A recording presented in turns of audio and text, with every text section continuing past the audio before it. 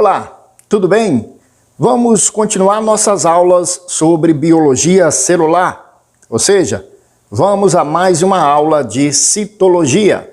Na aula de hoje vamos falar sobre as células vegetais. A célula vegetal, assim como a animal, é eucariótica, ou seja, possui núcleo delimitado por membrana nuclear carioteca. Além dessa característica, essas células possuem membrana plasmática e citoplasma, estruturas comuns a qualquer célula. Algumas organelas e estruturas são compartilhadas com outros tipos celulares, como as mitocôndrias, complexo golgiense, retículo endoplasmático, ribossomos e peroxomos. Outras estruturas, no entanto, são restritas à célula vegetal, isto é, são encontradas apenas nesse tipo de célula. Essas estruturas são parede celular, plastídeos e vacúolo do sulco celular. Vamos falar primeiro de parede celular. A parede celular é uma estrutura relativamente rígida que está localizada externamente à membrana plasmática, restringe o tamanho da célula e impede sua ruptura no momento em que ocorre a entrada de água. Além disso, ela também atua na defesa contra organismos patogênicos. Na junção de células adjacentes, fornece resistência ao vegetal, entre outras funções. A parede celular é formada basicamente por celulose, mas também possui outros componentes como a hemicelulose e substâncias pépticas. Em alguns tecidos, a parede é impregnada de lignina, que funciona como um reforço nas paredes celulares. A lignina é encontrada em paredes de células do esclerênquima e xilema, por exemplo.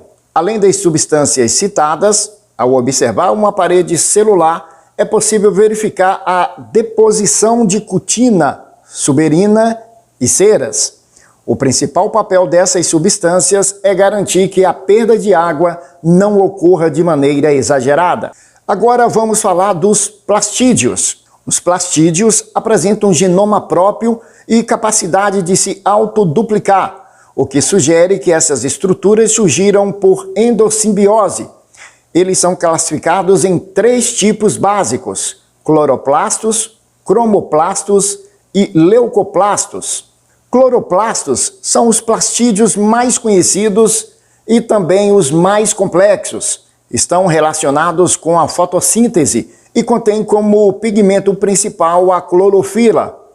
Eles apresentam um formato discoide, dupla membrana e em seu interior uma complexa rede de membranas formadas por sacos achatados denominados de tilacoides. Como a gente pode observar nesse desenho aí, a epiderme vegetal e vários pontos verdes que correspondem aos cloroplastos. Agora, os cromoplastos.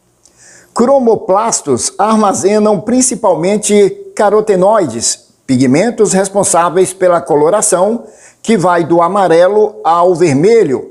Essa organela é encontrada em maior quantidade nas partes coloridas das plantas. Leucoplastos. Leucoplastos são plastídeos que não possuem nenhum pigmento, mas armazenam substâncias. Eles recebem nomes diferentes de acordo com a substância armazenada. Aqueles que armazenam amido, por exemplo, são chamados de amiloplastos, e aqueles que armazenam proteínas são chamados de proteinoplastos. Agora vamos falar do vacúolo de sulco celular. O vacúolo de sulco celular é uma estrutura típica da célula vegetal que atua em diversas atividades da célula, garantindo, por exemplo, o acúmulo de substâncias, a manutenção do pH, a digestão de componentes celulares, a degradação de macromoléculas, a manutenção da rigidez dos tecidos e o controle osmótico, entre outras funções. Essa estrutura é delimitada por uma membrana denominada de tonoplasto e apresenta em seu interior sulco celular. Os vacúolos em células meristemáticas apresentam-se numerosos e pequenos. À medida que ocorre a diferenciação, os vacúolos iniciam um processo de fusão. Em uma célula vegetal diferenciada, o vacúolo pode ocupar cerca de 90% do espaço celular total. Agora vamos falar dos glioxomos.